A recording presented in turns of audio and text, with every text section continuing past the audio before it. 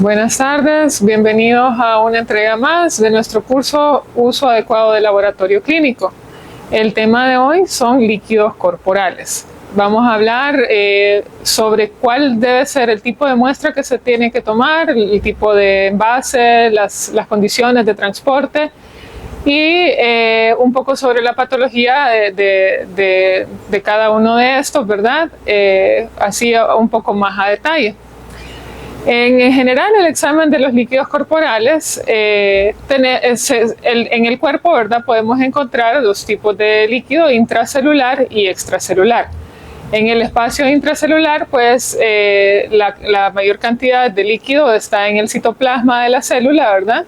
Y esto representa un 40% del peso corporal, del total del peso corporal. Mientras que el líquido extracelular, que sería todo el resto del líquido que está en nuestro cuerpo, ¿verdad? Representa un 20% del peso corporal total, y aquí se subdivide en lo que es el plasma y el espacio intersticial. En nuestro cuerpo está dividido en varias cavidades. En cada cavidad podemos encontrar un líquido, un tipo de líquido, ¿verdad? Que cumple diferentes funciones. Y el líquido va a tomar el nombre dependiendo de la cavidad en la que se encuentre. Y pues es por ello que podemos nombrar las cavidades craneal, espinal, la torácica, donde vamos a encontrar la cavidad pleural y pericárdica, la cavidad abdominal y la cavidad pélvica, que están contenidas todas estas últimas en la cavidad ventral. Ya hablando un poco sobre cuáles son estas cavidades, el líquido el nombre que toma el líquido depende de cada cavidad y qué nombre llevan cuando hay una producción excesiva o una acumulación excesiva de este líquido.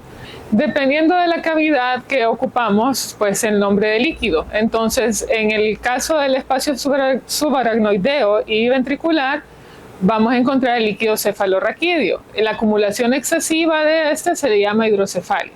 En el caso de la cavidad peritoneal o abdominal, el líquido es el peritoneal y la acumulación excesiva se le llama ascitis. Para la cavidad pleural, el líquido pleural, y a esto se le llama derrame pleural. En el caso de la cavidad pericárdica, el líquido es pericárdico y a esta acumulación excesiva se le llama derrame pericárdico. Y así sucesivamente vamos viendo en el espacio articular, el líquido sinovial, derrame articular, en la cavidad amniótica, líquido amniótico, la acumulación excesiva se le va a llamar hidramnios, el espacio vascular, que es el plasma, que en este caso no hay una acumulación excesiva del mismo. En el caso del espacio escrotal, líquido escrotal, al que se le llama la acumulación excesiva hidrocele. Y en el caso de la cámara anterior y de la vejiga, ¿verdad? De la cámara anterior, perdón, del ojo, el líquido ocular, que tampoco se le llama, no tiene un nombre de acumulación excesiva. Y en la vejiga, pues lo que encontramos es la orina. Pueden existir espacios de líquidos adicionales, ¿verdad? Esto se les llama trasudado o exudado según su ubicación. Un exudado es el producto de una acumulación del fluido, ¿verdad? Y de células como resultado de una inflamación. En el caso del trasudado es un producto de una acumulación de líquidos que normalmente tiene muy pocas células y generalmente es a consecuencia de fenómenos mecánicos y osmóticos. El mecanismo en el que ocurre cada uno de estos, en el caso del trasudado, normalmente es por un problema sistémico, hay un desbalance hidrostático y por lo tanto hay un problema en la presión oncótica. Y en este caso los capilares se mantienen intactos. En el caso del exudado ya se refiere más a un problema local. Existe una inflamación y por lo tanto hay un aumento, ¿verdad? A lo que se le llama edema, ¿verdad? Y luego pues habría una permeabilidad capilar y los capilares tienen fugas. Entonces aquí sí vamos a encontrar una gran cantidad celular. Las características que vamos a encontrar en cada uno de estos dos tipos de líquidos, ya sea trasudado o exudado, es importante distinguirlas porque dependiendo de eso va a ser el tratamiento que se va a seguir. Y también es importante porque al diferenciarlos se va a saber cuál es el tipo de examen que se le va a realizar. O sea, si se van a seguir haciendo los análisis necesarios o hasta qué punto de los análisis en el laboratorio se va a llegar. Por eso es que es importante hacer una clasificación desde que se recibe el líquido. Entonces hay ciertas características que ayudan a distinguirlo. Lo primero son las características físicas. ¿Cuál es la apariencia? En el caso de los exudados, la mayor parte de veces van desde cerosos hasta purulentos y la mayoría son turbios. En el caso del trasudado, la apariencia son claros u opalescentes y casi nunca son turbios. En el caso de la coagulación, en el exudado puede ser parcial o completa porque hay un alto contenido de fibrinógeno. Normalmente en el trasudado es inusual y puede ocurrir infiltración de sangre, pero no necesariamente en todos los casos. El olor, que no es uno de los parámetros que se debe de reportar, pero a veces se puede distinguir en lo que se está haciendo el análisis. En el caso de los exudados, normalmente pues, pueden ser inodoros o con algún olor característico, pueden ser fétidos incluso, sobre todo en infecciones anaeróbicas. Y en el caso de los trasudados, pues casi nunca tienen algún olor distintivo. Con respecto a la gravedad específica, en el exudado pueden haber variables, puede ser variable de acuerdo al contenido de proteínas y pues generalmente la gravedad específica es mayor de 1.018, mientras que en el trasudado generalmente va de 1.006 a 1.04. Ya hablando de las características químicas, que eso es parte ya del examen que se le va a realizar a estos líquidos, en el caso del exudado el pH es alcalino o ligeramente ácido, el trasudado es alcalino. La glucosa en el exudado está ausente o puede ser menor que el valor, ¿verdad? Puede ser menor que en glicemia. Recordando siempre que normalmente cuando se hace análisis de estos se requiere para los exámenes químicos que también se tome una muestra de sangre, ¿verdad? Para hacer el examen químico en suero y hacer una comparación de estos, tanto del líquido como del suero. En el caso del trasudado, la glucosa es solamente 10 al 15% menor que en la glicemia en ayunas. En los lípidos hay un alto contenido de grasas, ¿verdad? Y el colesterol total más o menos va de 100 a 450 miligramos por decilitro en el exudado. En el trasudado va a depender. En los no quilosos hay un 29 miligramos de colesterol y no hay grasas neutras ni ácidos grasos. Y en los quilosos, en el trasudado quiloso, hay más de 400 miligramos de grasa o más de 500 miligramos de colesterol. En el caso del parámetro de las proteínas, generalmente en los exudados es mayor de 3 gramos. Cuando el exudado es crónico, tiende a bajar un poquito la cantidad de proteínas y va de 1.5 a 2 gramos. Ya en los exudados que son tuberculosos sí puede ser, es mucho menor, va de 0.5 gramos. En el caso del trasudado, normalmente el valor de las proteínas es menor a 2.5 gramos por decilitro. Y hablando sobre las características citológicas, que en este caso pues se recomienda, y lo vamos a repetir más adelante, que siempre es importante contar, que no es muy usual, pero sí es de vital importancia para el análisis de los líquidos, contar con una citocentrífuga, porque en este aparato se logra hacer una concentración de líquido y luego pues hacer las láminas que se hace de forma automática, se decanta sobre la lámina con este aparato y luego puedes hacer las coloraciones respectivas para poder hacer los recuentos. Entonces sí, es de suma importancia que agregarlo, digamos, al equipo, ¿verdad?, de laboratorio. En el caso de un exudado, la citología, ¿verdad?, la cantidad de células suele ser elevada. Y en el diferencial leucocitario vamos a encontrar que los neutrófilos van de un 85 a un 95%. Los eosinófilos no es común encontrarlos, casi siempre están ausentes, pero hay excepciones en la pleuresia de tuberculosa, en neumonistis y por parásitos. Los basófilos son muy raros, los linfocitos son pocos, ¿verdad? Los monocitos también son pocos. Y las células mesoteliales también son poquitas, y los eritrocitos pues puede ser variable. En el caso del transudado sí hay una cantidad de células baja, y en este caso aquí los que están más elevados suelen ser los linfocitos, especialmente en procesos de cáncer, ¿verdad? Es muy raro encontrar monocitos, y aquí lo que vamos a encontrar también en abundancia son las células mesoteliales, particularmente en procesos malignos. Y los eritrocitos también son ocasionales. Es bien importante cuando se toman las muestras de líquido el envase en el que se va a transportar y el tiempo en el que se va a llevar al laboratorio. Entonces vamos a tocar ciertos puntos que son críticos para eso, ¿verdad?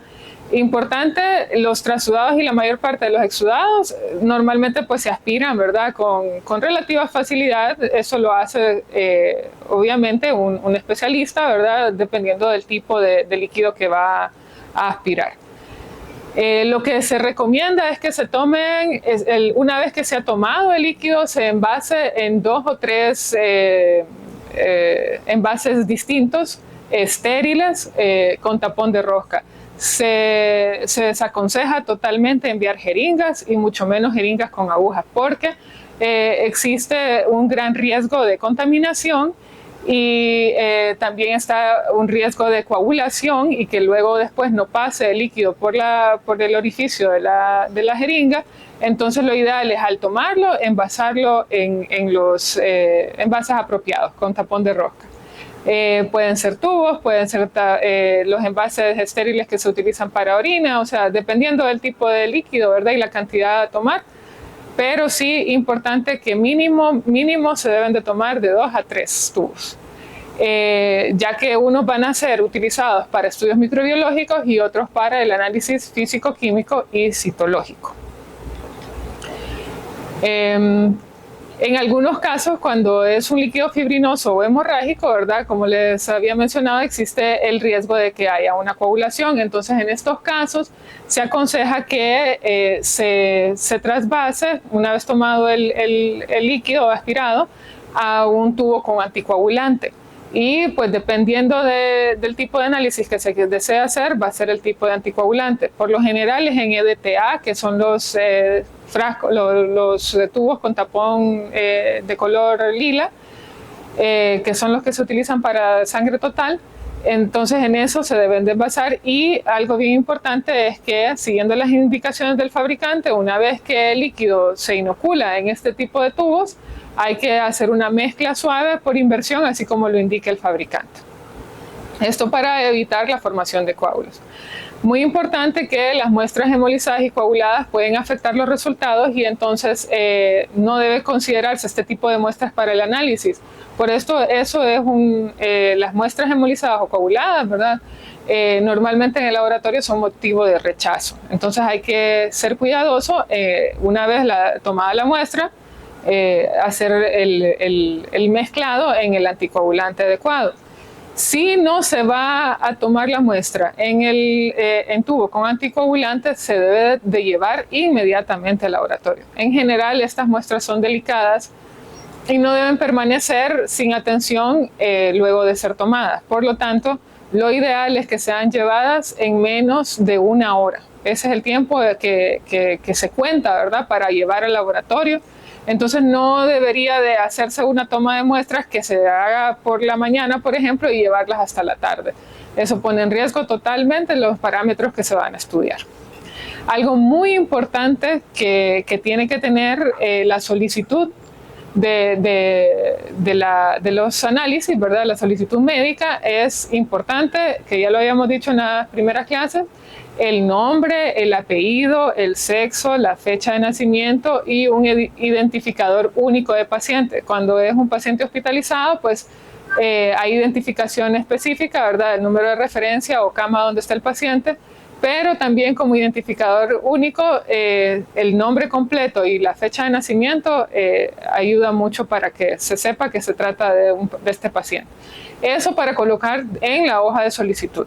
fecha y hora de la toma de muestra, la sala si está hospitalizado, la identificación del médico que lo solicita, por si luego el laboratorio tiene que comunicarse con el médico, las pruebas que están solicitando y el procedimiento de toma de muestra utilizado, ¿verdad? ¿Qué tipo de procedimiento se usó para la toma de muestra? El sitio anatómico, ¿verdad? De donde el origen de la muestra en general. Tanto esto para la solicitud, también es importante rotular el envase en el que se está poniendo la muestra, ¿verdad? Porque también en algunas ocasiones llega al laboratorio la solicitud, pero con un envase sin identificación. Y en los laboratorios normalmente llegan muchas muestras que si hay alguna que no es identificada puede crear confusión. Algo muy importante que ya lo mencioné, que es la parte de las jeringas, es evitar, ¿verdad? Enviar muestras en jeringas, sobre todo si se envía con la aguja. Hay algunas jeringas que uno puede adquirir que tienen tapones, que se le quita la aguja y luego se le pone el tapón de rosca y entonces ahí va más segura. Esa podría ser tal vez una forma de enviarlo. Lo ideal es que se envíen, que se trasvase, ¿verdad?, a un recipiente adecuado, como ya mencionábamos, estéril, con tapón de rosca. Ya en el caso particular del líquido pleural, en este caso sí se utilizan los tubos con anticoagulantes, se deben de utilizar con EDTA, que estos se utilizan para recuentos celulares.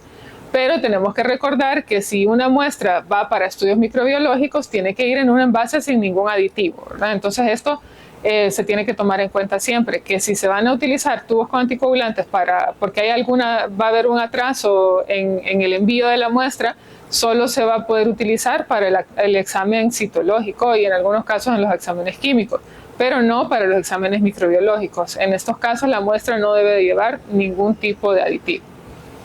Las muestras de líquido deben de transportarse a temperatura ambiente inmediatamente después de la recolección. En general, todas las muestras de líquidos se deben de llevar al laboratorio a temperatura ambiente, pero siempre respetando el tiempo, en un plazo menor de 1 hora. Si en el caso del líquido pleural se va a medir el pH, entonces aquí se recomienda tomar la muestra en una jeringa que contenga heparina de litio liofilizada, que es como para análisis de gases en sangre. Y esta se debe de transportar inmediatamente al laboratorio de forma anaeróbica para no provocar ningún cambio en el pH. En el caso del líquido sinovial, pues aquí se recomienda que también, como refleja las concentraciones plasmáticas, ¿verdad?, los componentes del líquido sinovial, entonces se recomienda que la muestra se tome en ayunas para equilibrar las concentraciones plasmáticas y de líquido articular con el fin de obtener resultados fiables. Las muestras para análisis bioquímicos deben de recolectarse en tubos sin anticoagulantes, o sea, los tubos que son de tapón rojo. Y para el recuento celular y análisis de cristales, debe recolectarse preferiblemente en los tubos con EDTA, que son los del tapón lila o morado. Las muestras deben transportarse también, al igual como ya habíamos hablado, a temperatura ambiente en menos de 1 hora.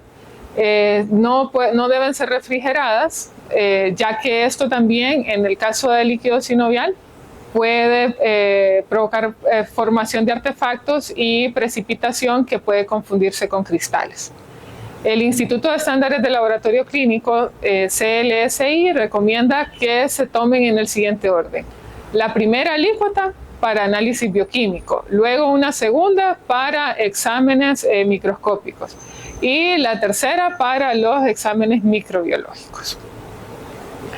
En el caso del líquido cefalorraquídeo se recomienda también una toma de muestra que se envase, ¿verdad?, de 3 a 4 tubos.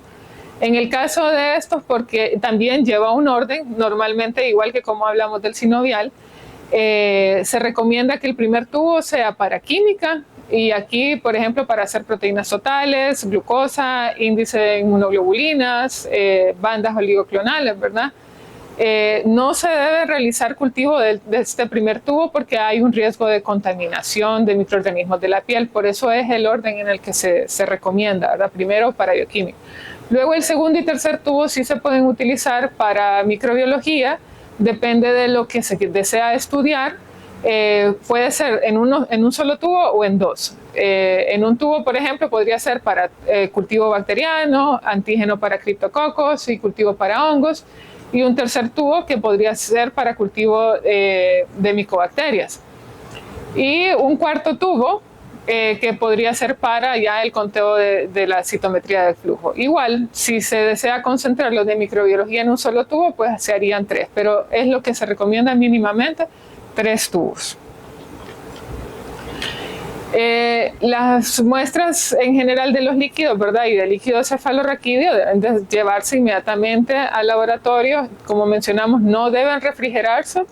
Y si hay alguna demora, se puede conservar a 35 grados o temperatura ambiente, pero siempre cuidando que no exceda el tiempo de 1 hora.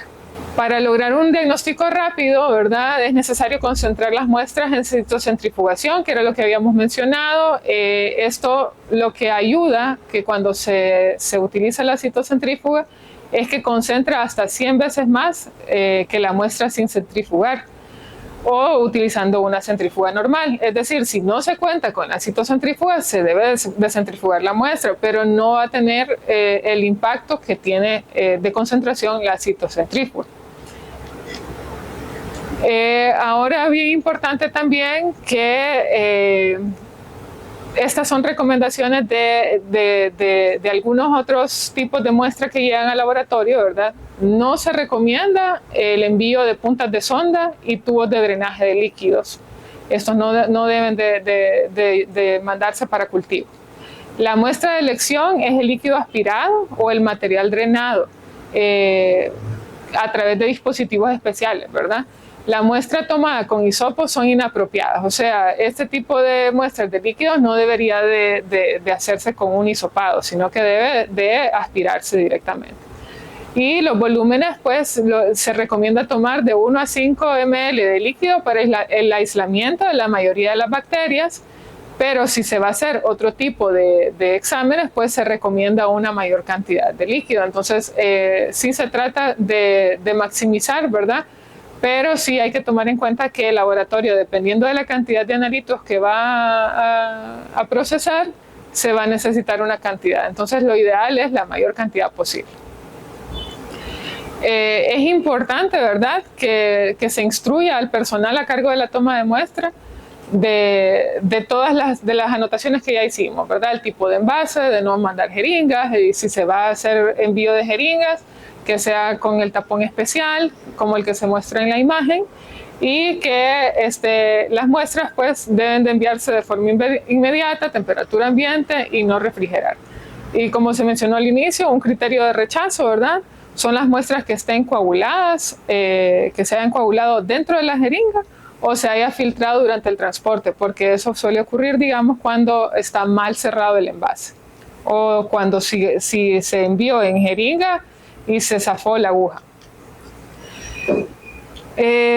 Como parte, ¿verdad?, de los líquidos extravasculares, que es de lo que estamos hablando en esta clase, vamos a hablar de varios líquidos corporales y vamos a iniciar con la muestra de orina, que también es un líquido, nada más que en este caso, ¿verdad?, normalmente es una muestra que la toma el paciente mismo, y en algunos casos, pues dependiendo si se va a hacer una punción suprapúbica, la puede tomar también el médico, ¿verdad? Pero eso es ocasional. Normalmente este estudio es una muestra que es una recolección hecha por el mismo paciente. Entonces, algunas anotaciones importantes sobre la toma de muestra es que la recolección normalmente se debe realizar en la mañana, ¿verdad? Es la que se recomienda, pero también pues en algunas ocasiones se podría tomar a otras horas. Pero lo ideal es que sea la primera orina de la mañana, y se recomienda la micción espontánea o micción del chorro medio, que lo que quiere evitar, ¿verdad?, es que haya contaminación de la muestra. Entonces se deja primero caer un poco de la orina inicial, luego se recolecta la orina media y el resto de la orina se puede también descartar en el inodoro. Los laboratorios en general, ¿verdad?, deben de disponer de instrucciones para los pacientes para que logren tomar la muestra y darle las indicaciones correctas, ¿verdad?, de cómo hacer y evitar que hayan contaminación de la misma. El envase normalmente, ¿verdad?, que estos ya son muy ampliamente conocidos, son envases amplios de boca ancha, de tapón de rosca, estéril. Depende del tipo de examen que se va a hacer, pero sí siempre debe de ser estéril. Algunas veces no es para cultivo, pero de igual forma para que no haya interferencia se pide que sea estéril. Debe de hacerse un aseo general de los genitales antes de tomar la muestra y luego pues recolectar el segundo chorro de micción y luego tapar el frasco, ¿verdad?, para evitar tocar el interior del frasco para no contaminarlo.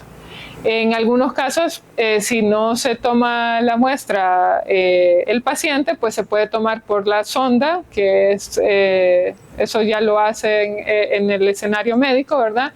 En el caso de los pacientes pequeños, por bolsa recolectora y en algunos casos, ¿verdad?, con una punción suprapúbica. Las condiciones de transporte de la orina, pues para evitar alteraciones en la recogida, estas deben de procesarse en los siguientes 30 minutos, es decir, se toma la muestra y se debe de llevar de forma inmediata al laboratorio.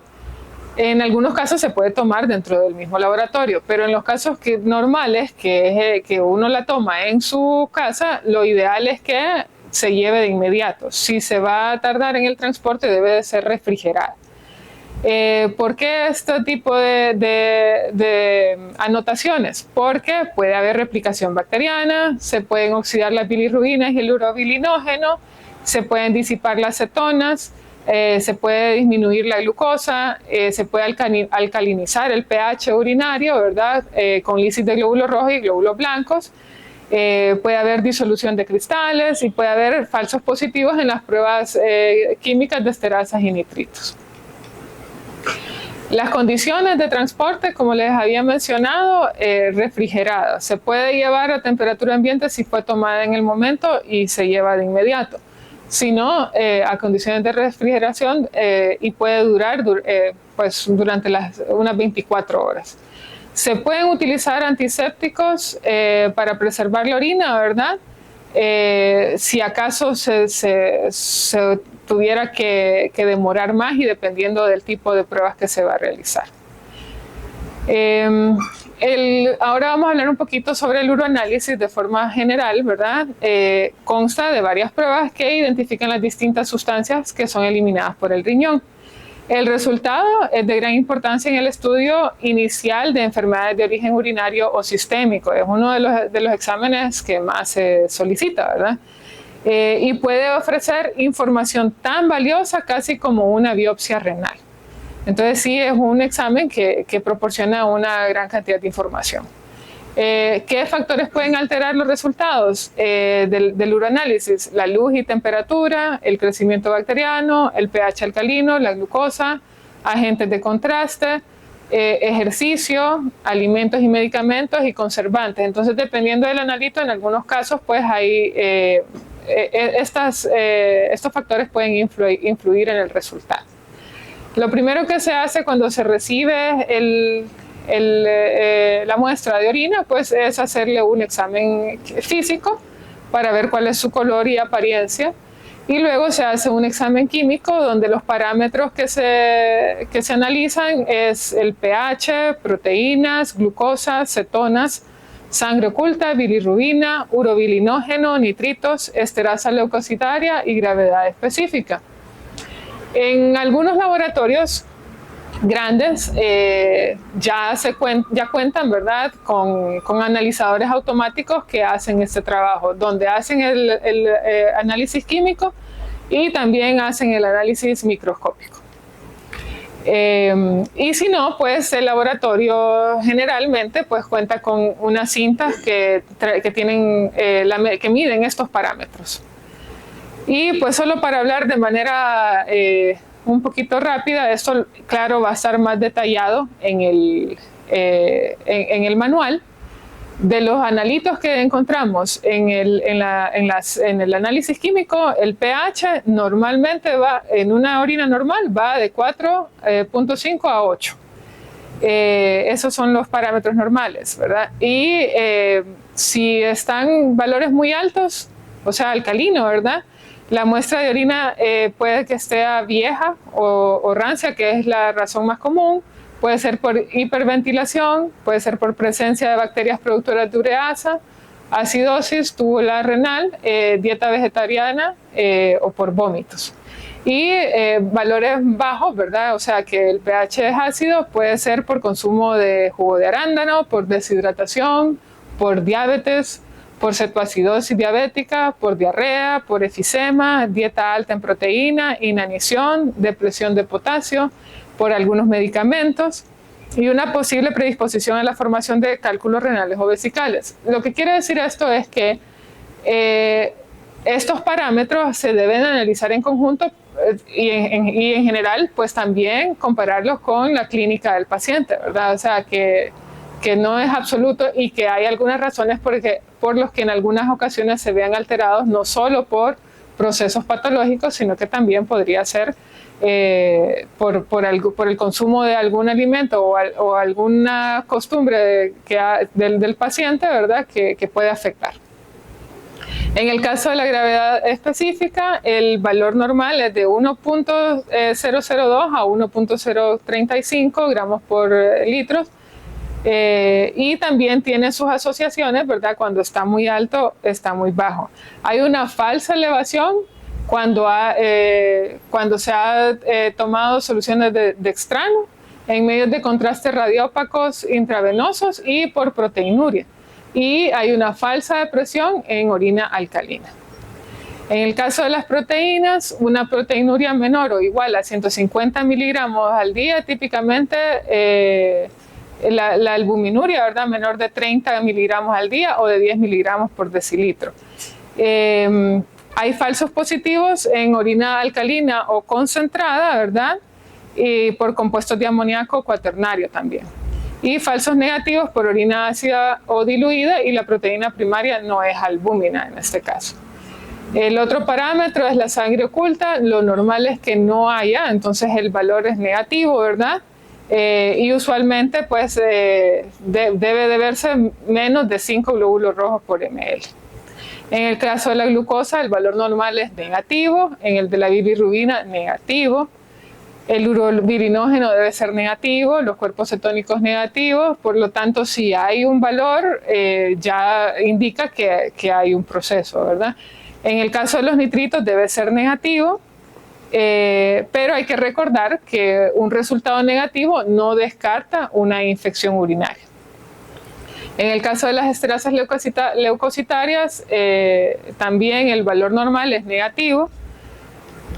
Y pues luego de haber hecho el examen químico, ¿verdad? De hacer ese análisis, se hace un examen microscópico del sedimento urinario. Lo recomendado para este examen es un volumen de 10 a 12 ml de muestra que esté bien homogenizada y a temperatura ambiente. El paciente pediátrico, ¿verdad? U oligoanúricos, el volumen de muestra puede ser menor en esos casos. La muestra debe de centrifugarse por 5 minutos y se recomienda aspirar el sobrenadante dejando un volumen fijo de orina, ¿verdad? Para luego ver el sedimento. Entonces, en el examen, pues uno puede ver diferentes formaciones, ¿verdad? Se debe de hacer un examen para ver si se encuentran leucocitos, eritrocitos, cristales, células epiteliales, ¿verdad? Y pues se recomienda identificarlos para luego pues reportarlos. Se pueden ver células epiteliales escamosas del túbulo renal, urotelial o del epitelio de transición. Se pueden ver células sanguíneas, en este caso glóbulos rojos y glóbulos blancos. Se pueden ver cilindros que pueden ser bacterianos, hialinos, granulosos finos, granulosos gruesos, serios, eritrocitarios, leucocitarios. Entre los microorganismos que se pueden observar, si los hay, bacterias, parásitos, levaduras, Se pueden observar cristales si hay uratos que son uratos amorfos, fosfatos amorfos, oxalato de calcio. O sea, todo esto nosotros lo podemos ver reportado en un examen del sedimento urinario, ¿verdad? Ácido úrico, placas de colesterol, cistina. Y también pues se puede observar algunas contaminantes, si los hay, mucus y en algunos casos hasta espermatozoides. Bueno, eso ha sido de mi parte. Luego, para continuar hablando del resto de los otros líquidos corporales extravasculares, el doctor Carlos Javier. Buenas tardes.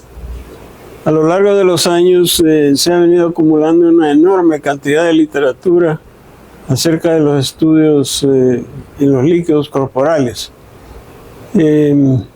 Existen muchos textos y una enorme cantidad de artículos que cada día son más especializados.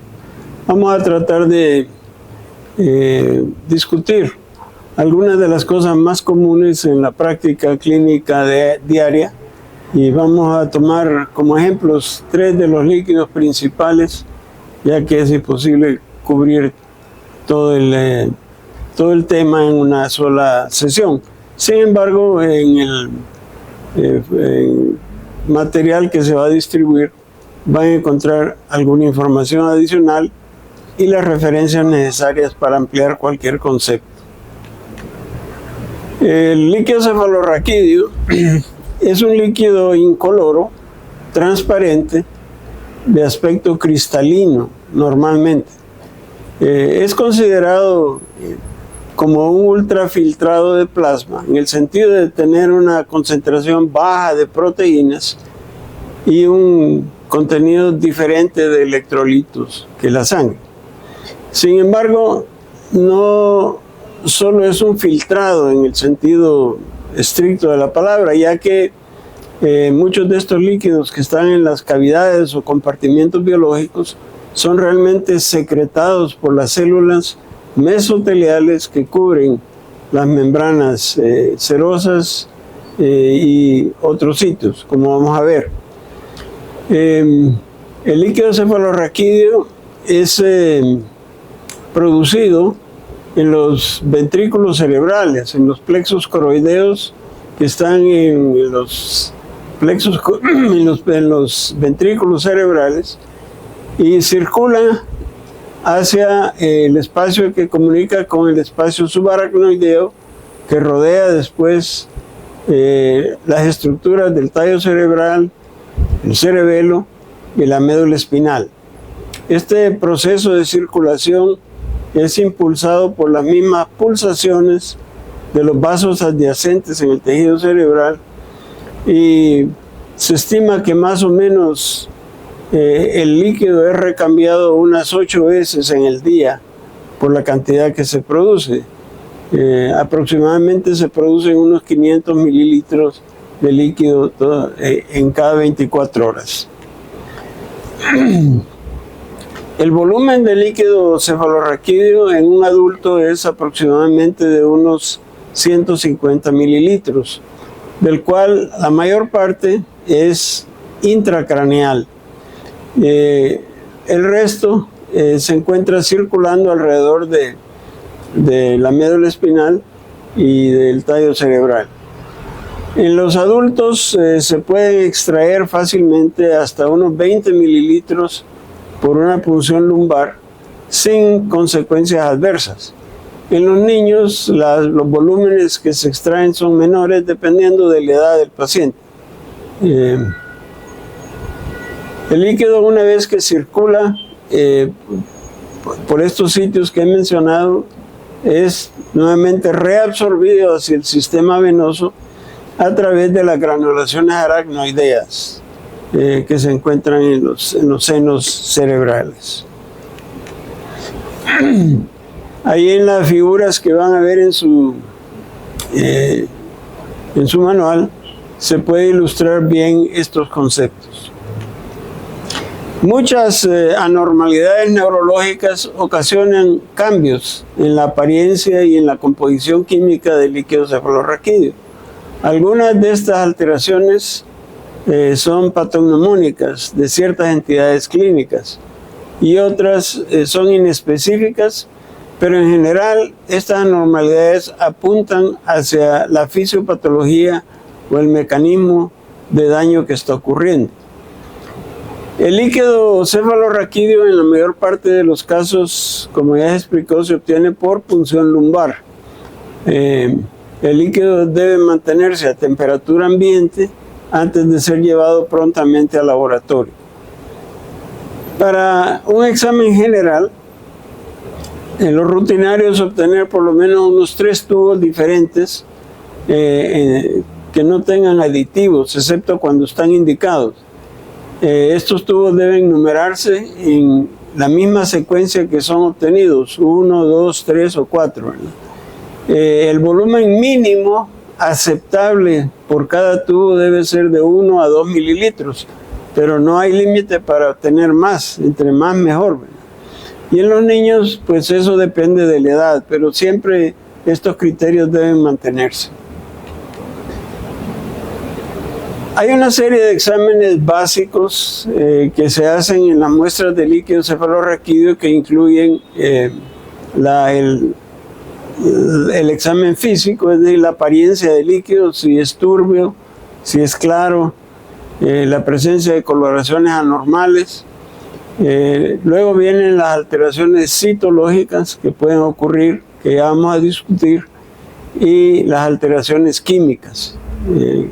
Hay una gran cantidad de sustancias que están contenidas en el líquido, algunas de las cuales rutinariamente se analizan, por ejemplo, proteínas y glucosa. En relación con la apariencia del líquido, normalmente debe ser cristalino, como agua pura, pero cualquier indicio de turbidez es anormal y debe investigarse la causa. Generalmente la turbidez de un líquido cefalorraquídeo aparece cuando el número de células presentes es mayor de 400 por microlitro. Y muchas veces esa turbidez puede ser inducida por punciones traumáticas, es decir, por la presencia de misma sangre que se ha derramado al momento de la punción. Pero otras veces la turbidez se debe a la presencia de otro tipo de células que vamos a discutir. El grado de turbidez se puede expresar en forma cualitativa. Por ejemplo, el líquido cristalino se define como 0, es decir, que no hay ninguna turbidez. Y luego se puede, de acuerdo con la turbidez que va apareciendo, puede ser una cruz cuando es un líquido ligeramente turbio, 2 cruces cuando hay una turbidez franca que permite leer letras a través del líquido en un tubo, 3 cruces cuando la turbidez es franca y no se permite ver letras a través del líquido, y cuando ya son 4 cruces es una turbidez franca que impide ver cualquier tipo de imagen a través del líquido. Cuando la turbidez se debe a la presencia de eritrocitos, esto ocurre cuando generalmente hay más de 500 eritrocitos por microlitro y la apariencia del color del líquido es ligeramente rosado o amarillento. Cuando hay más de 6.000 glóbulos rojos por microlitro, entonces ya el líquido tiene un aspecto francamente hemorrágico. Pero cuando hay sangre en el líquido cefalorraquídeo, la diferencia más importante que hay que establecer es si esa hemorragia es de origen interior, es decir, interno en el sistema nervioso central, o si se debe a una punción traumática durante el procedimiento de obtener el líquido. La comparación de los distintos tubos que se toman en secuencia ayuda en cierta forma a establecer esa diferencia, porque si es una punción traumática, usualmente la turbidez va desapareciendo o va aclarándose. Sin embargo, cuando es una hemorragia interna, la turbidez se mantiene y la presencia de sangre se mantiene igual en todos los tubos. El segundo aspecto muy importante que hay que tomar en cuenta es la formación de coágulo. Me estoy refiriendo a un coágulo de proteínas claro no necesariamente un coágulo que contiene sangre. Los coágulos se deben a la presencia de proteínas de alto peso molecular, sobre todo fibrinógenos, que inducen pues la formación de esta estructura, y resultan del aumento de la permeabilidad capilar cuando hay un proceso inflamatorio en el sistema nervioso central. Generalmente este proceso inflamatorio se debe a infecciones, pero no necesariamente. Hay otras causas, la presencia de otro tipo de lesiones del sistema nervioso central que pueden dar lugar a presencia de altos contenidos de proteína. Cuando hay una baja cantidad de proteínas, a veces se puede ver la formación de una pequeña malla fina, es un coágulo en forma de una malla delgada, y eso se ve a veces en pacientes que tienen meningitis tuberculosa.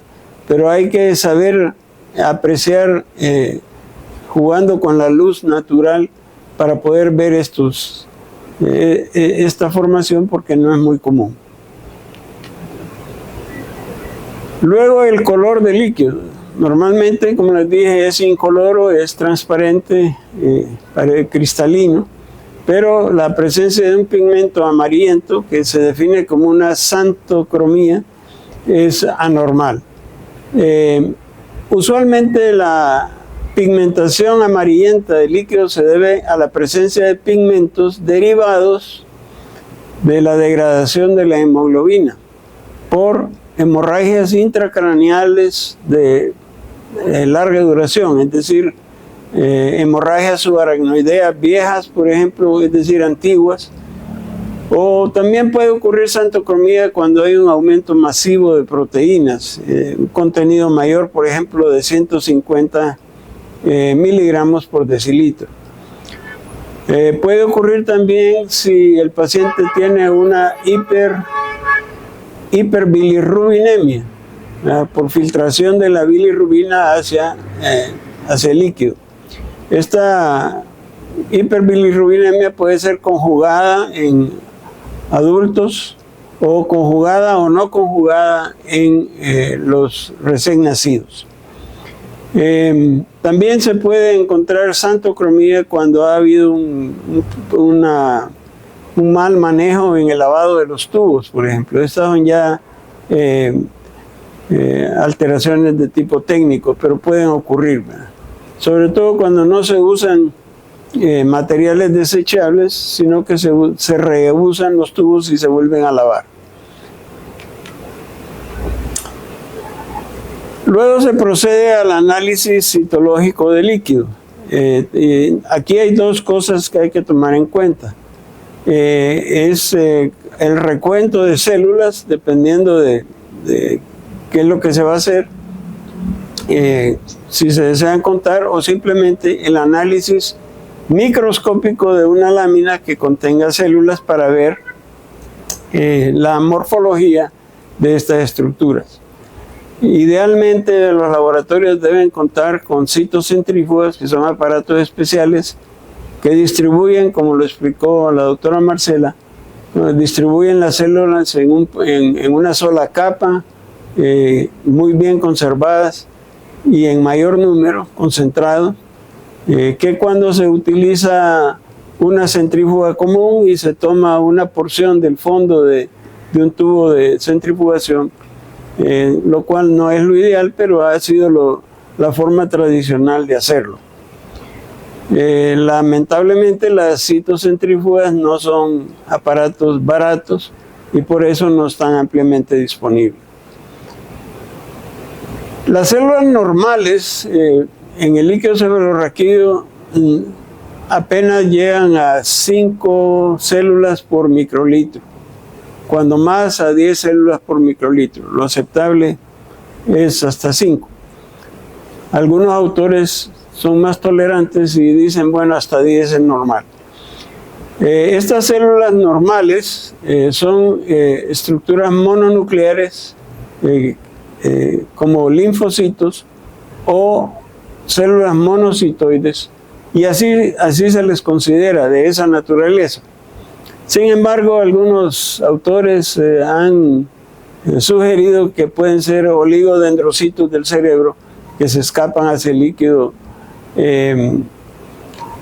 cefalorraquídeo, pero lo ordinario es considerar los linfocitos y monocitos. La presencia de cualquier leucocito polimorfonuclear es definitivamente anormal e indica la presencia de un proceso inflamatorio dentro del sistema nervioso central.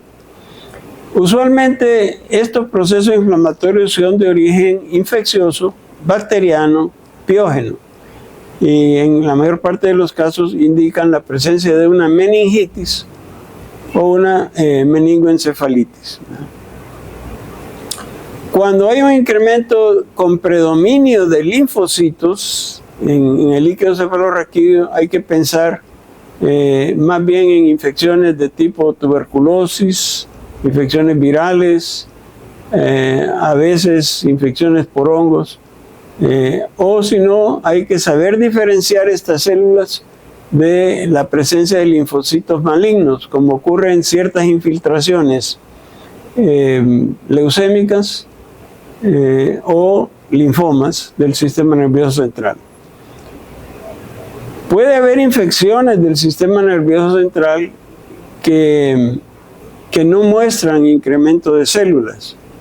Por ejemplo, algunas veces las infecciones por Cryptococcus neoformans pueden cursar sin que haya una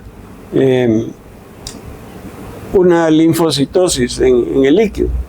Pero también se puede observar en pacientes que tienen una aplasia medular o pacientes que están bajo quimioterapia y que por supuesto están suprimidas su formación de leucocitos en general. Es muy importante investigar cuando se observan células anormales si se trata de células malignas. Esto preferiblemente debe ser sometido a análisis citopatológico, es decir, la muestra debe ser examinada por un patólogo o un citopatólogo para que puedan definir la naturaleza de estas células malignas. En el manual que van a recibir, ustedes van a tener algunas fotografías de las células que son normales en el líquido, células mononucleares o algunas monocitoides, como se ve en las imágenes. Y en la otra lámina se pueden observar algunas de las células que no tienen por qué estar en el líquido. Por ejemplo, eritrocitos, leucocitos polimorfonucleares, células leucémicas, células de tumores metastásicos y otras células anormales que a veces se observan ahí. Químicamente existen muchos elementos en el líquido cefalorraquídeo, pero la mayor parte de ellos no son analizados en forma rutinaria. La composición química del líquido cefalorraquídeo es bastante compleja y en el cuadro que van a ver en su manual se encuentran los valores normales de las componentes químicos más comunes. Los de mayor interés son las proteínas y la glucosa, y cuando me refiero a proteínas, usualmente lo que se hace es la medición del contenido total de proteínas en el líquido. La concentración de glucosa en el líquido cefalorraquídeo depende íntimamente de la concentración de glucosa en el plasma, es decir, varían a la par. Y por eso es que siempre que se obtiene una muestra de líquido cefalorraquídeo para análisis de glucosa, simultáneamente debe tomarse una muestra de sangre para establecer comparativamente la proporción. La relación normal entre la glucosa del líquido cefalorraquídeo y la glucosa del plasma se mantiene alrededor de 0.7, ¿verdad? Y por supuesto el aumento de la concentración de glucosa en el líquido cefalorraquídeo usualmente obedece a causas fuera del sistema nervioso central, usualmente hiperglicemia, como ocurre en la diabetes mellitus, o a la administración de líquidos o sueros pues, intravenosos con contenido de glucosa, y los mayores aumentos se observan en pacientes que tienen coma no cetónico hiperosmolar. Por otro lado, la disminución de la concentración de glucosa en el líquido cefalorraquídeo, que se sale de la proporción normal con el contenido de glucosa en el plasma, se observa en distintas infecciones del sistema nervioso central. También se puede observar cuando hay hipoglicemia de diversas causas.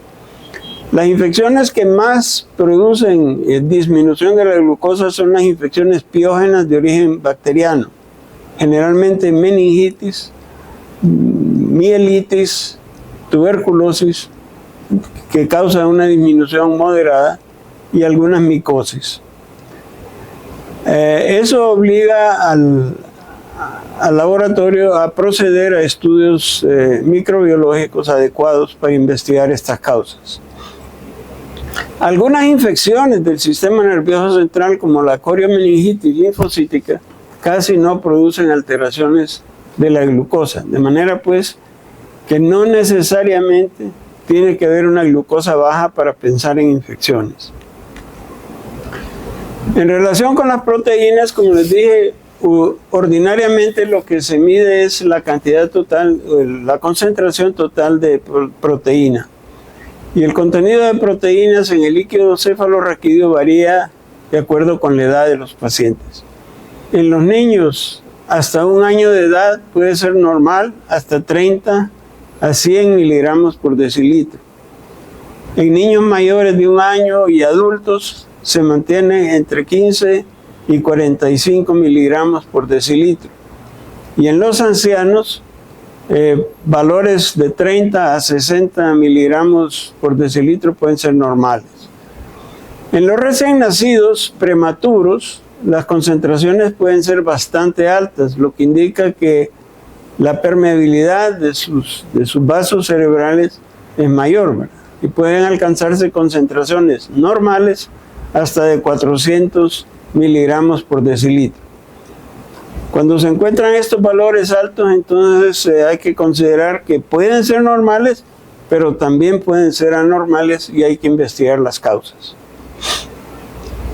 La relación entre la concentración de proteínas en el líquido cefalorraquídeo y la concentración de proteínas en el plasma es desproporcionadamente baja, es decir, que es alrededor de unas 200 veces menor en el líquido cefalorraquídeo que en el plasma. Recuerden, si nosotros tenemos en un adulto normal 15 a 45 miligramos por decilitro en el líquido cefalorraquídeo y tenemos en la sangre 6 a 8 gramos de proteínas, la proporción es mucho mayor en el plasma.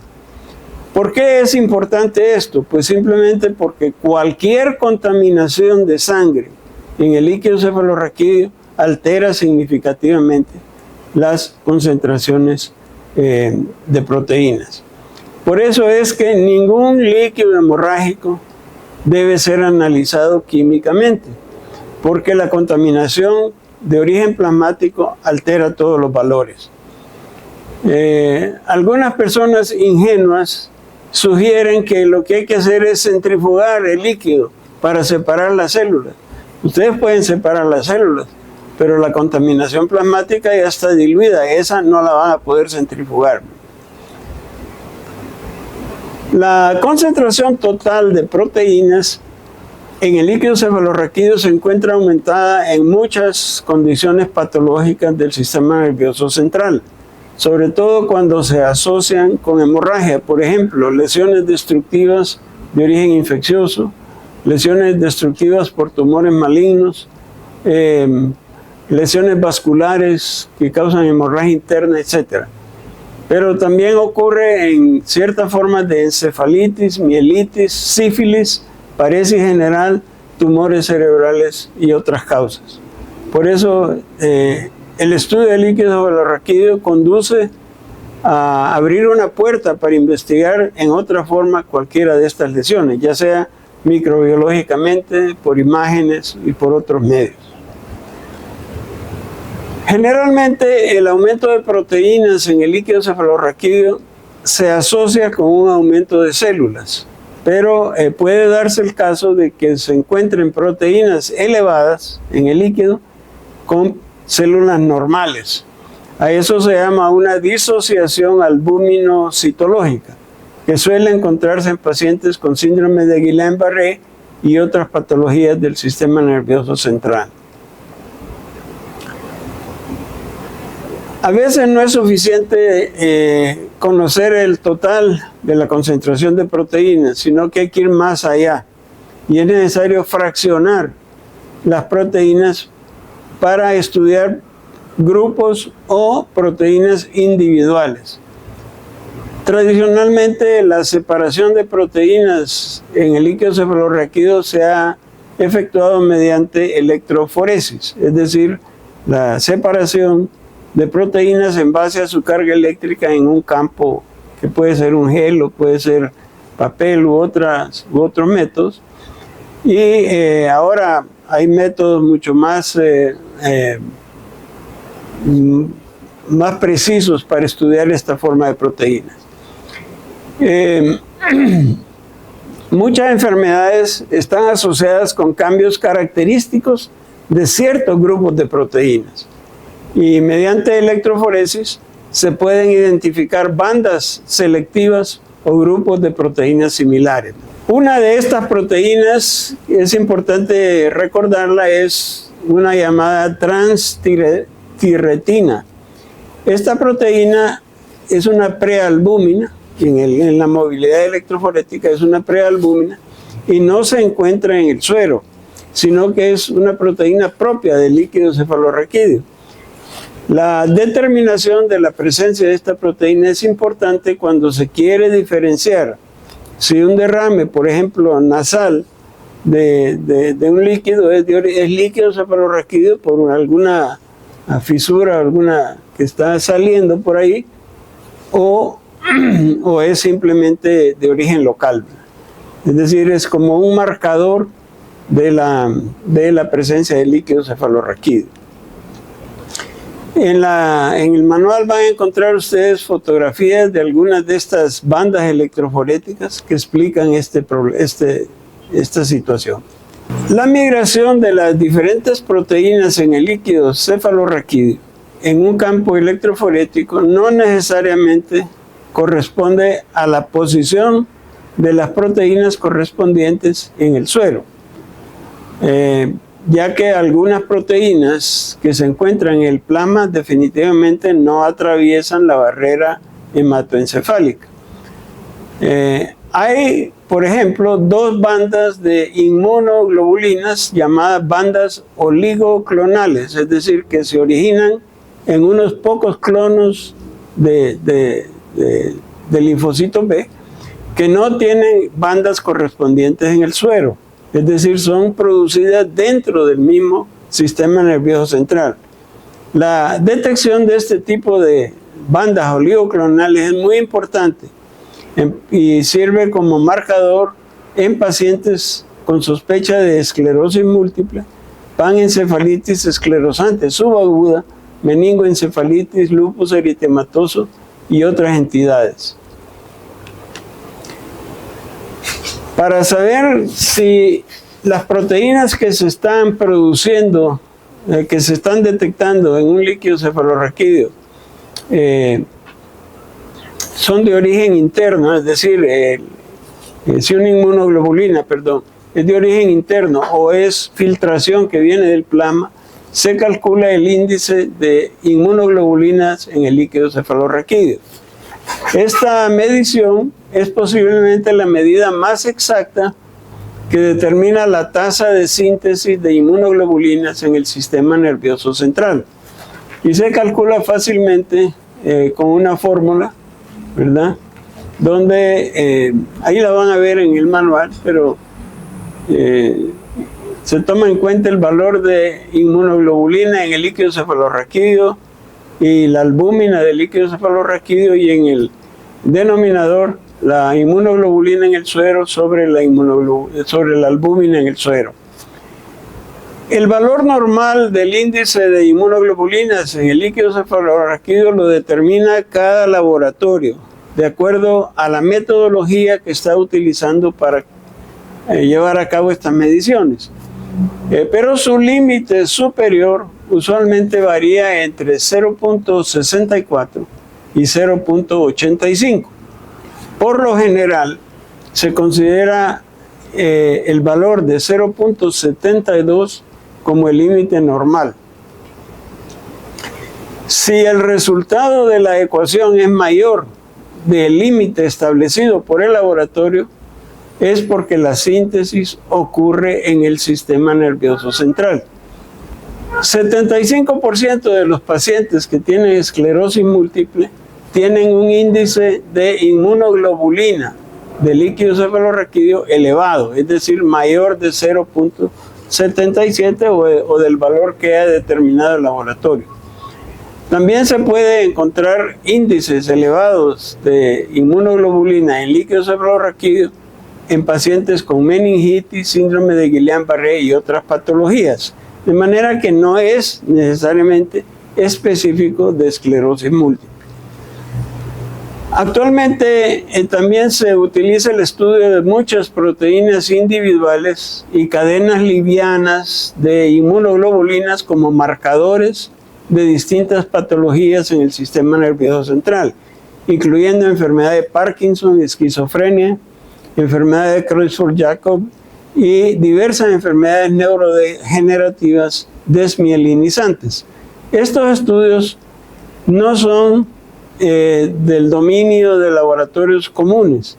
Sin embargo, existe la posibilidad de enviar estas muestras congelando el líquido, enviarlas a laboratorios especializados que llevan a cabo estas mediciones.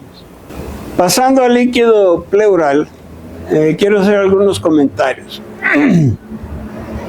La membrana serosa que envuelve el espacio pleural es una capa fina de tejido conectivo cubierta por una capa monocelular de células mesoteliales planas, ¿verdad? Y es que forman una estructura continua.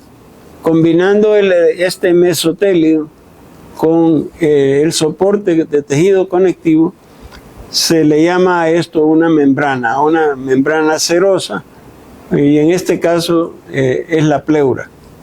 La pleura recubre pues toda la cavidad fuera de los pulmones como una sola membrana continua. Sin embargo, para fines descriptivos, se le llama pleura parietal a la parte de la pleura que está adherida hacia la parte costal, es decir, hacia el exterior, y pleura visceral a la que está adherida hacia el pulmón, aunque forman una sola membrana.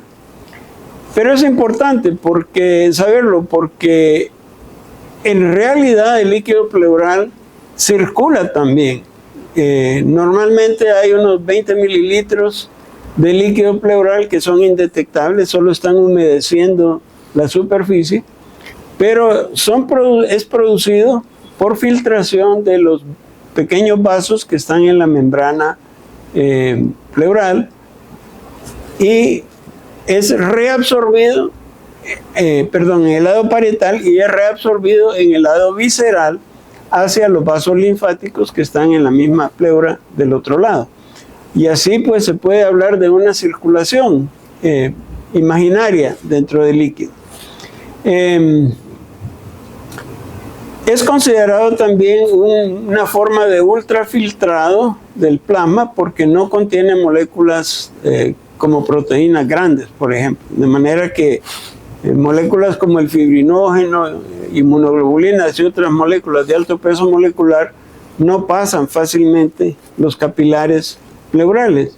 Y la constitución de las proteínas en el líquido es más que todo proteínas de bajo peso molecular.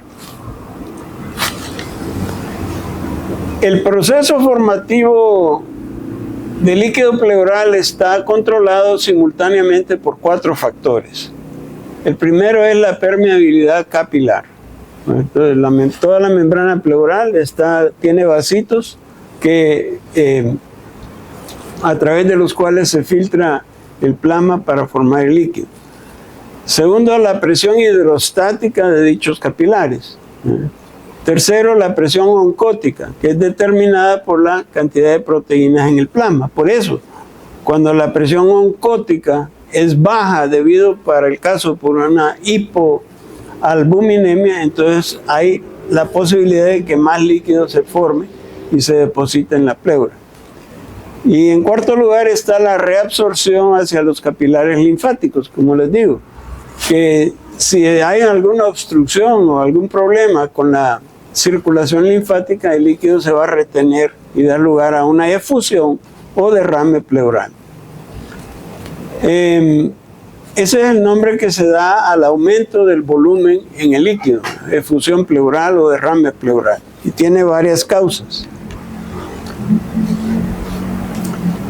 A diferencia del líquido cefalorraquídeo, que hay más o menos un límite del volumen que se puede obtener para análisis en el laboratorio, por lo general las cantidades de líquido pleural que se pueden obtener son mayores.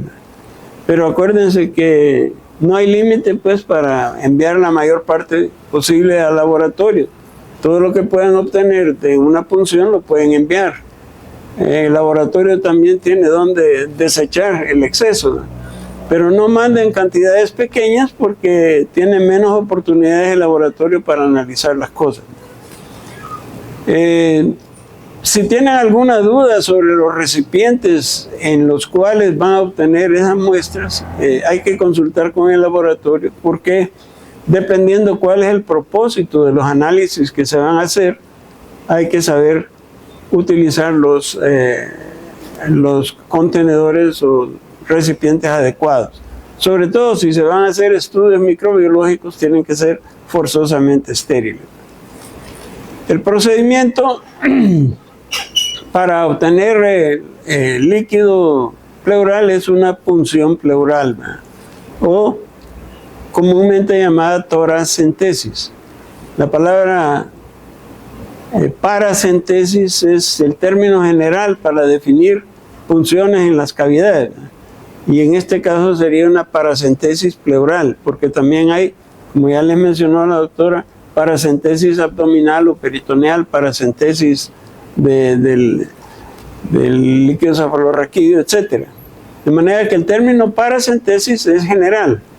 Y cuando hablamos de centesis, eso viene del griego kentesis, que quiere decir punción.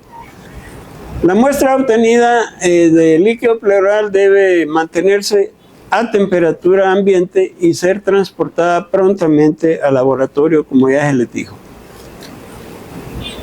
Los exámenes básicos que se llevan a cabo en una muestra de líquido pleural son siempre el examen físico visual para describir la turbidez, color, presencia de sangre, formación de coágulo, etc. Luego viene la cuenta de células y el examen microscópico de las células para describir su naturaleza. Si hay leucocitos, se hace un recuento diferencial, como que fuera en la sangre. Si se encuentran células anormales, que podrían ser células neoplásicas, está indicado el estudio citopatológico. Y eso es importante porque los laboratorios de rutina usualmente no utilizan las coloraciones apropiadas para estudiar células cancerosas, como es, por ejemplo, la coloración de Papa Nicolau, como se usa para frotes ginecológicos, igualmente para frotes de origen pleural también. Químicamente, la medición de las concentraciones de glucosa, proteínas totales y actividad de deshidrogenasa láctica son usualmente utilizadas también. Y esos estudios permiten clasificar si se trata de un exudado o de un trasudado, la muestra de líquido pleural. Los trasudados pleurales resultan de condiciones asociadas a aumento de la presión hidrostática del plasma o disminución de la presión oncótica.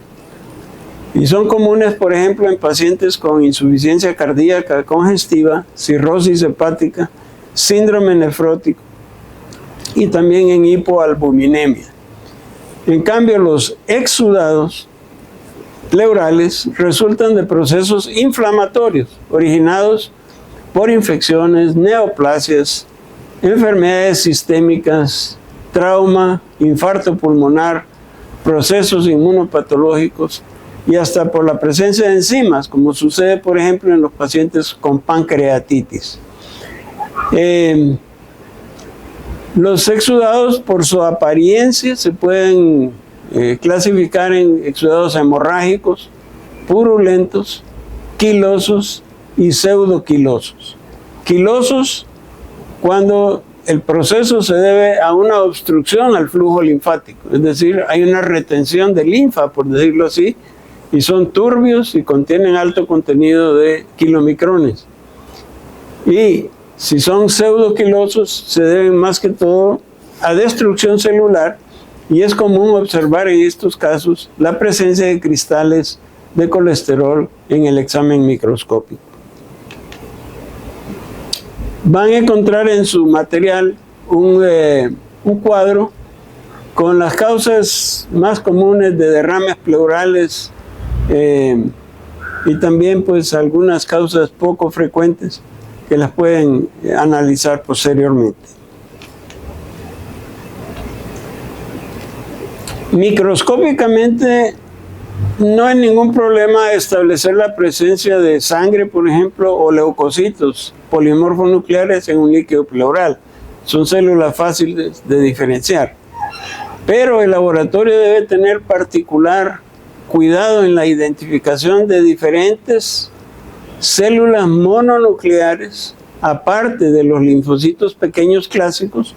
Puede haber dificultad para diferenciar, por ejemplo, células mesoteliales, que son normales, macrófagos y monocitos, que muchas veces se parecen, y el laboratorio usualmente los cuenta o los agrupa como que fueran células mononucleares, sin establecer la diferencia citológica. Entonces ahí es donde a veces se necesita el ojo de un experto o de una persona de experiencia para que sepa diferenciarlo.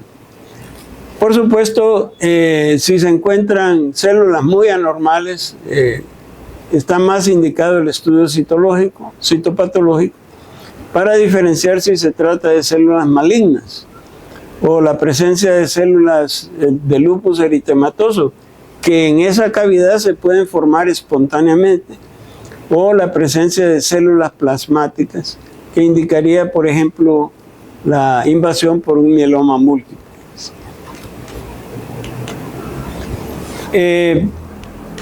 Ahí van a encontrar en el material algunos ejemplos de células anormales. Químicamente, se puede estudiar el líquido pleural, la concentración de proteínas y deshidrogenasa láctica son los parámetros más importantes que se estudian para diferenciar si se trata de un exudado o un trasudado.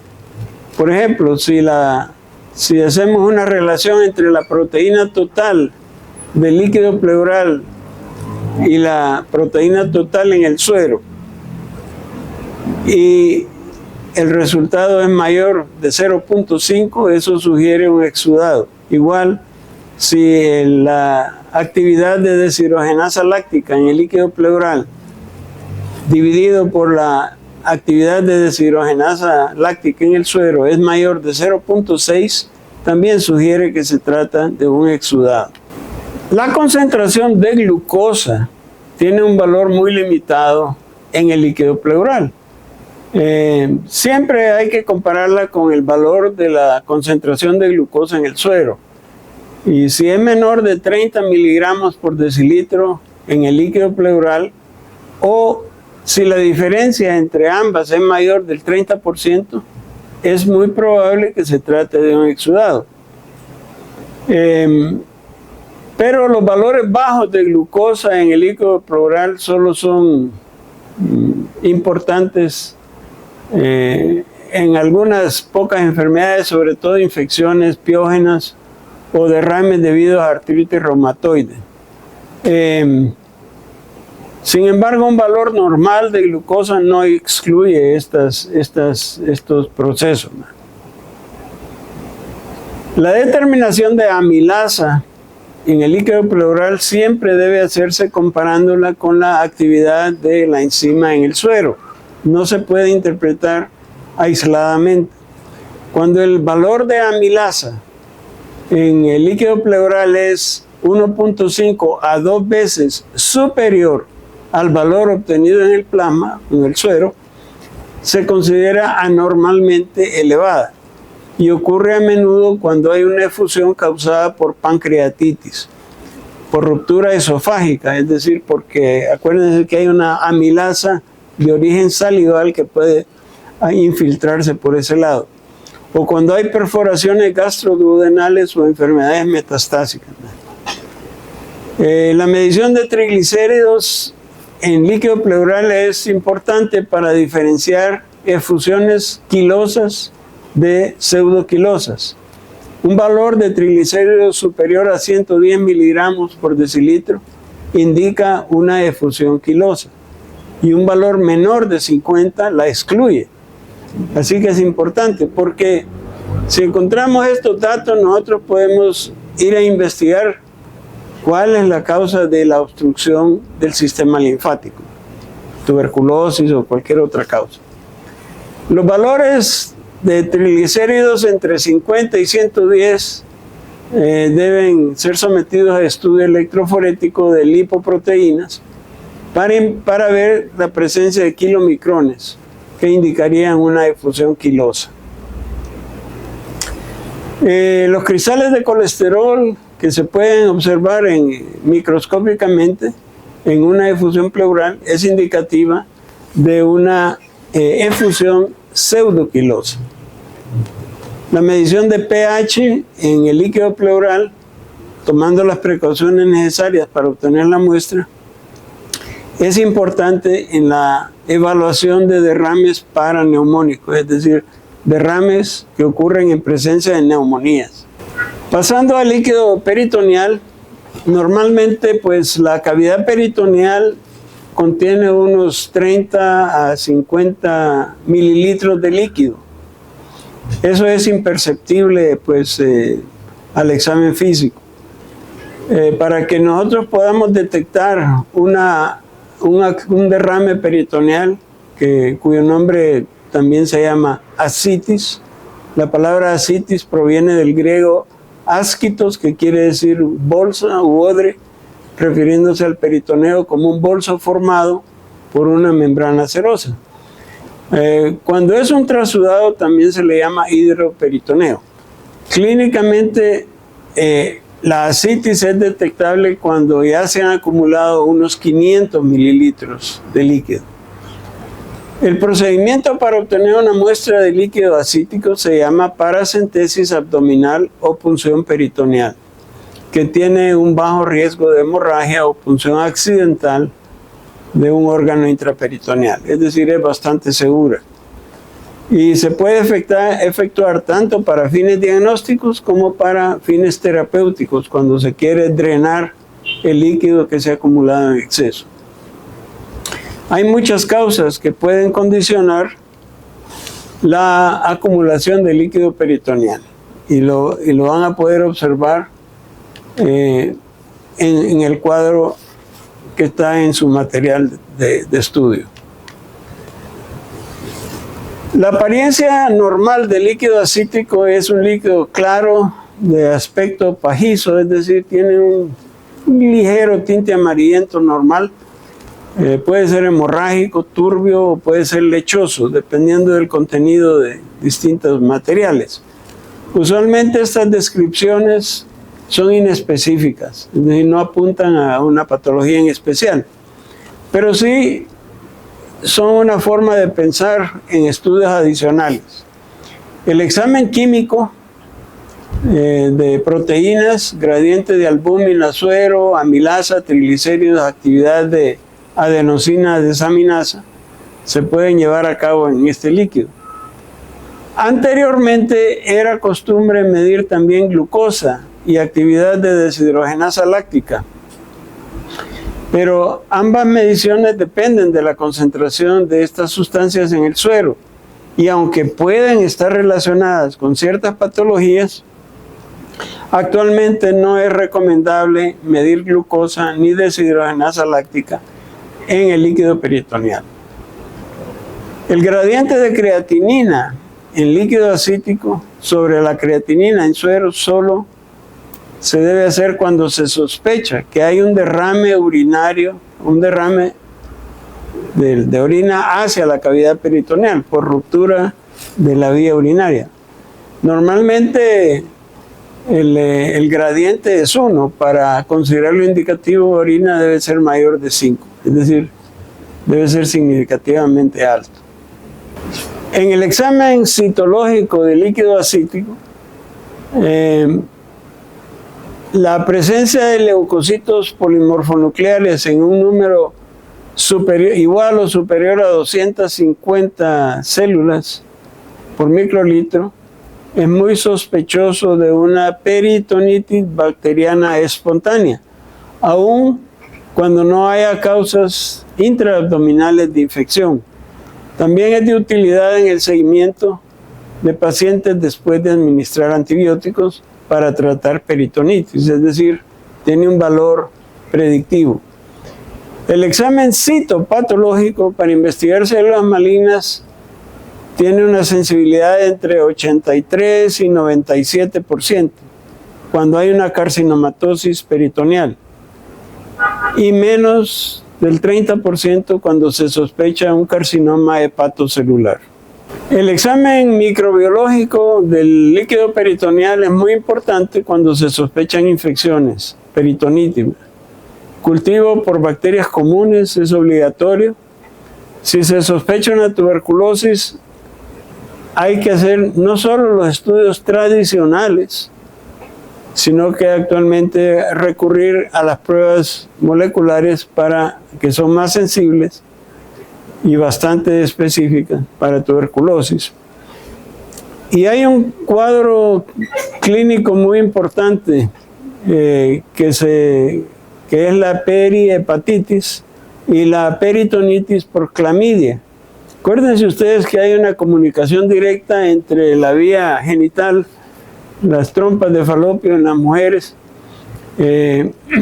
por donde clamidia puede penetrar al peritoneo y diseminarse y producir una infección intraabdominal. Es una condición parecida a un síndrome que se llama síndrome Fitzhugh-Curtis, que ocurre en la gonorrea, donde también hay una perihepatitis y peritonitis por gonococo. Entonces los estudios deben hacerse. Hay que tomar en cuenta que los estudios moleculares son estudios donde en forma específica se va a buscar un patógeno utilizando sondas de ADN específicas para esa bacteria. Contrario a los estudios tradicionales de cultivo, donde ustedes siembran la muestra a ver qué es lo que va a salir ahí, ¿verdad? Por eso siempre sigue siendo muy importante los estudios tradicionales y no irse directamente, y no se puede depender directamente de estudios moleculares a pesar de su alta sensibilidad. Hay una serie de exámenes especiales que se pueden llevar a cabo en el líquido peritoneal, como la medición de esterasa leucocitaria para ver si hay leucocitos o sospecharlos, estudios de la viscosidad del líquido, estudios del factor de crecimiento vascular endotelial, citoquinas y otros marcadores de inflamación, marcadores tumorales diversos o índice plaquetario, pero todos estos estudios no son parte del estudio ordinario que se hacen en un laboratorio común. Tienen sus indicaciones y hay que saber quién y dónde lo pueden hacer cuando se necesite. Entonces, con esto he cubierto 3 ejemplos de líquidos importantes, pero hay suficiente material en las referencias para las lecturas sobre líquido sinovial y líquido amniótico, líquido intraocular, para ampliar el tema. Muchas gracias.